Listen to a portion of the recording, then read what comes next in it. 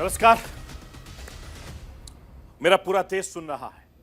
राष्ट्र की आवाज 140 करोड़ लोगों की एक ही आवाज। आपके साथ मैं हूं सरफराज।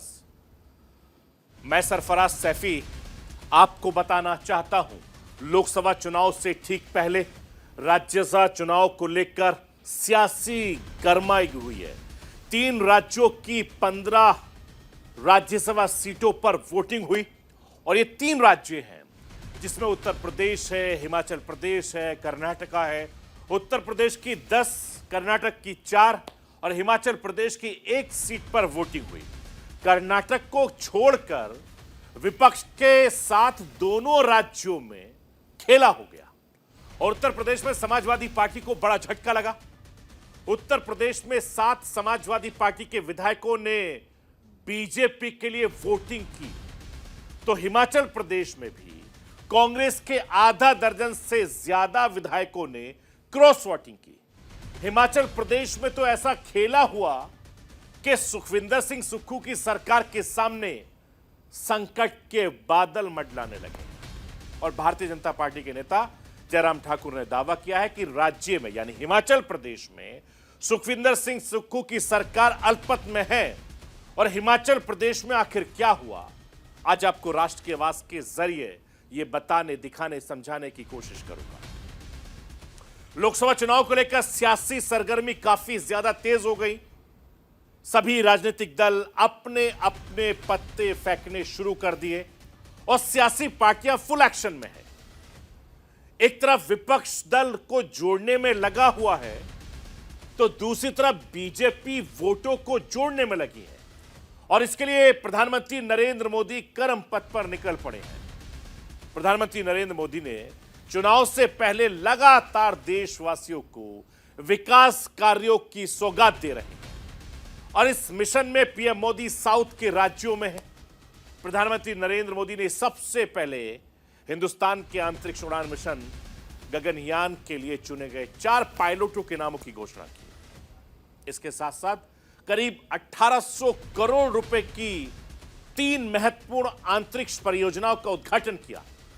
आखिर क्या है मिशन गगनयान और हिंदुस्तान के लिए मिशन गगनयान को क्यों महत्वपूर्ण माना जाता है, आज आपको राष्ट्र की आवाज के जरिए बताऊंगा।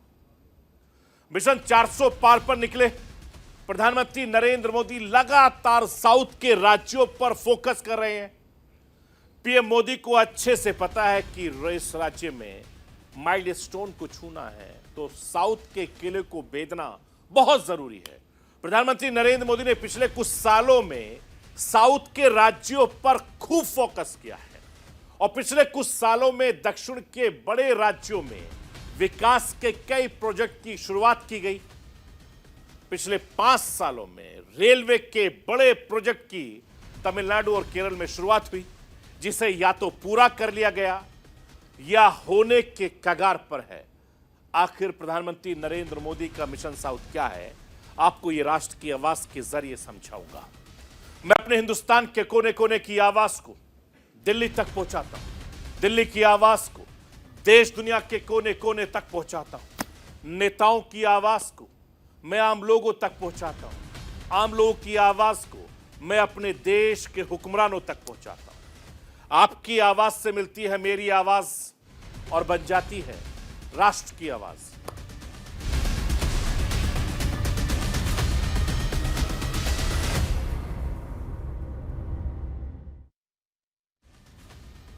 लोकसभा चुनाव से पहले राज्यसभा चुनाव को लेकर सियासी तनातनी लगातार जारी है और राज्यसभा चुनाव में उत्तर प्रदेश से लेकर हिमाचल प्रदेश तक विपक्ष के साथ खेला हो गया।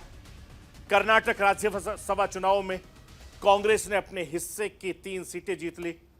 उत्तर प्रदेश में समाजवादी पार्टी के आधा दर्जन से ज्यादा विधायकों ने क्रॉस वोटिंग के बाद हिमाचल प्रदेश में भी कांग्रेस के साथ खेला कर कांग्रेस के भी करीब आधा दर्जन विधायकों ने न सिर्फ क्रॉस वोटिंग की बल्कि हिमाचल में सुखविंदर सिंह सुक्खू की सरकार के सामने मुश्किलात आने वाली है, ऐसी आशंका जाहिर की जा रही है कि कम से कम कांग्रेस के 9 विधायकों ने क्रॉस वोटिंग की और ये सभी 9 विधायक हिमाचल विधानसभा से गायब थे।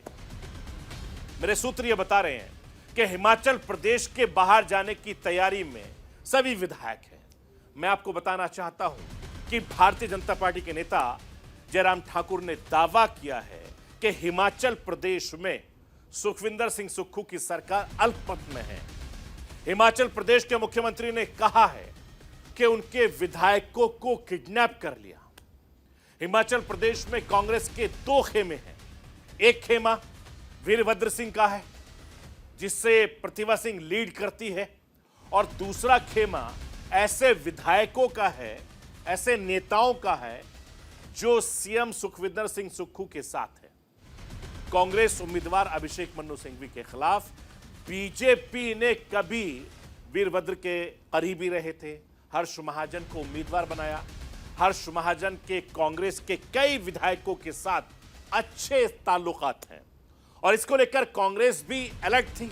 और एक दिन पहले ही विधायक दल की बैठक में विधायकों को पार्टी लाइन पर रहकर वोट करने के लिए कहा गया था और कांग्रेस ने व्हिप जारी कर यह भी कहा था कि वोट किसको दे रहे हैं, ये वोट तो ये विधायकों के पोलिंग एजेंट को देखना होगा।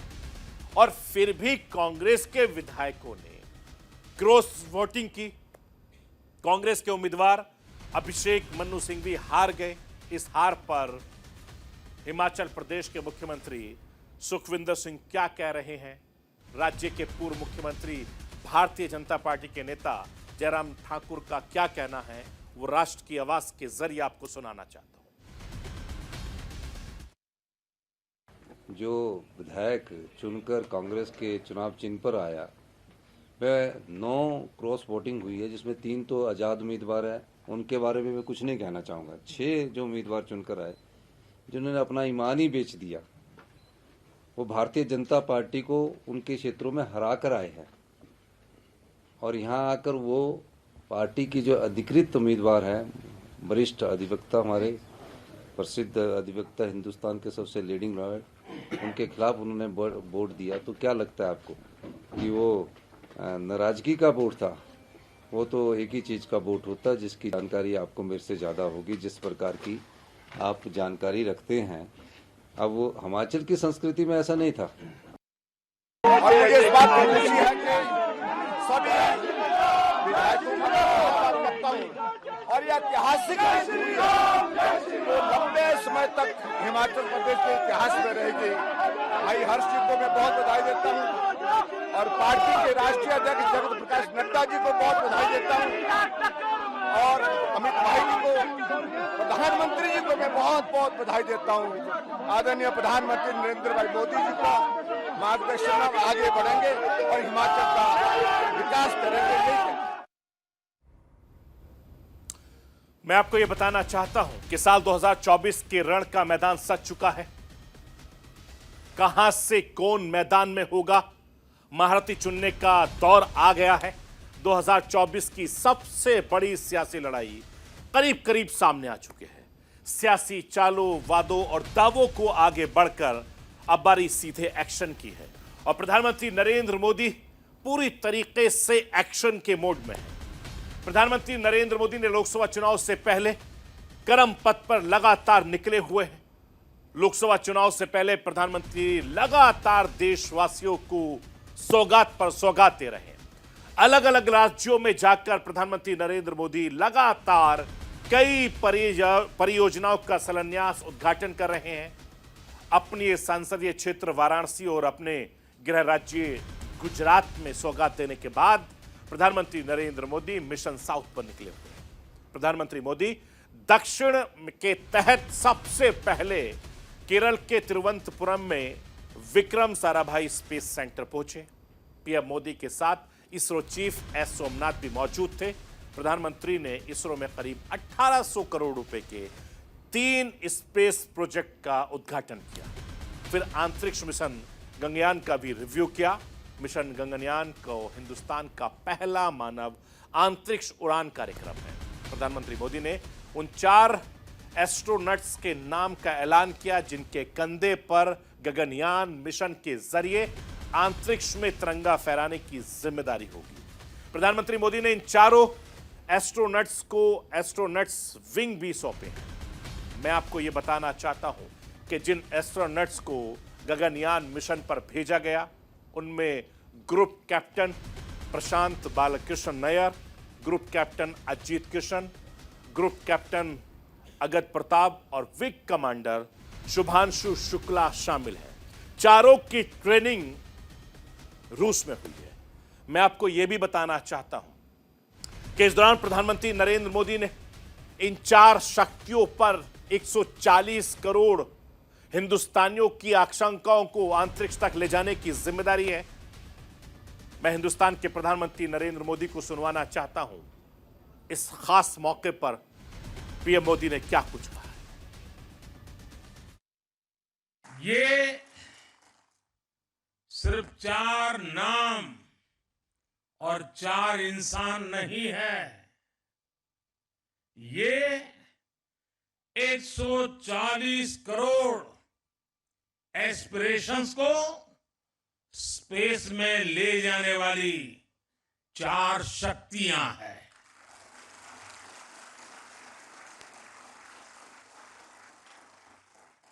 चालीस वर्ष के बाद कोई भारतीय अंतरिक्ष में जाने वाला है, लेकिन इस बार टाइम भी हमारा है, काउंट डाउन भी हमारा है और रॉकेट भी हमारा है। मैं आपको यह भी बताना चाहता हूं कि इन चारों एस्ट्रोनट्स का selection institute of aerospace medicine ने किया है। इसमें देश भर से सैकड़ों पायलट पास हुए थे। इनमें से टॉप 12 का चुनाव हुआ था। कई राउंड के बाद सिलेक्शन का प्रोसेस फाइनल हुआ और वायुसेना के चारों पायलटों को इस मिशन के लिए चुना गया है। इसके बाद इसरो ने इन चारों पायलट्स को आगे की ट्रेनिंग के लिए 2020 में रूस भेज दिया गया था, लेकिन कोरोना की वजह से ट्रेनिंग लेट हो गई। 2021 में इनकी ट्रेनिंग पूरी हुई। इसके बाद से ये चारों लगातार ट्रेनिंग कर रहे हैं। इन्हें कई तरह की ट्रेनिंग दी गई है और आगे भी कई तरह के टेस्ट होने बाकी हैं। मैं आपको यह भी बताना चाहता हूं, गगनयान मिशन का लक्ष्य 3 अंतरिक्ष यात्रियों को पृथ्वी की निचली कक्षा में ले जाने का है और इस मिशन के जरिए आंतरिक यात्री धरती के चारों तरफ 400 किलोमीटर चक्कर लगाएंगे। इसके लिए क्रू मॉड्यूल रॉकेट का इस्तेमाल होगा। गगनयान को 2025 में लॉन्च किया जाएगा। गगनयान मिशन के कामयाब होने पर भारत दुनिया का ऐसा चौथा देश बन जाएगा जिसने अंतरिक्ष में मानवयुक्त मिशन को भेजा। और इससे पहले अमेरिका, रूस, चीन ने यह कामयाबी हासिल की थी। मैं आपको यह भी बताना चाहता हूं कि हिंदुस्तान का सबसे बड़ा मिशन है। इस मिशन को पाने के लिए लगातार ये एस्ट्रोनट्स मेहनत कर रहे हैं और अभी और कई ज्यादा मेहनत करनी बाकी है और इन्हें कई इम्तिहान से गुजरना होगा। यह एक तरीके की साधना है। शायद यही वजह है कि प्रधानमंत्री नरेंद्र मोदी ने इन चारों का दुनिया के सामने लाने के बाद दिखाई है और चिंतन में कहा है कि प्रधानमंत्री नरेंद्र मोदी की हौसला भी बातचीत कर रहे हैं और इनके सामने चुनौतियां हैं वो सबको बता रहे हैं कि जो 4 साल उन्होंने लगातार पिछले कुछ वर्षों से तपस्या की है, साधना की है और दुनिया के सामने चेहरा दिखाए बिना की है। लेकिन अभी और भी बहुत कुछ करना बाकी है। अब उनको बहुत कठिन कसौटियों से गुजरना है। उनको अभी और अपने शरीर को, मन को कसना है। लेकिन हमारा देश का, हम लोगों का जैसा स्वभाव है, अब ये 4 सेलिब्रिटी बन चुके हैं। अब वो कहीं जाते होंगे, कोई ऑटोग्राफ लेने के लिए दौड़ेगा, अब उसको सेल्फी भी चाहिए, फोटो भी चाहिए, ऑटोग्राफ भी चाहिए। अब थोड़ा मीडिया वाले भी डंडा लेके खड़े हो जाएंगे, उनके परिवारजनों के बाल नोच लेंगे। बचपन में क्या करते थे, यहाँ कैसे गए, टीचर के पास चले जाएंगे, स्कूल में चले जाएंगे। यानी एक ऐसा वातावरण बन जाएगा कि इनके लिए वो साधना का कालखंड में रुकावट आ सकती है। मैं आपको यह भी बताना चाहता हूं कि 2024 के लोकसभा चुनाव में प्रधानमंत्री नरेंद्र मोदी का 400 प्लस का टारगेट है। इस टारगेट को पाने के लिए बीजेपी ने तमाम तैयारी कर दी है।